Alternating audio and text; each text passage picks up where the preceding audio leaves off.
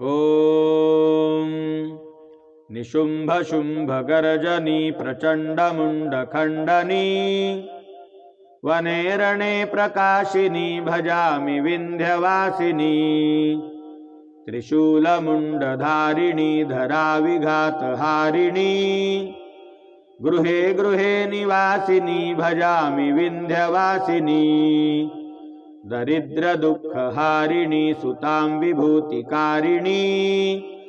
वियोगशोकहारिणी भजामि विन्ध्यवासिनी लसत्सु लाललोचनं लतासनं वरप्रदं कपालशूलधारिणी भजामि विन्ध्यवासिनी करौ मुदा गदाधरा शिवः शिवप्रदायिनी वरावरातना शुभा भजामि विन्ध्यवासिनी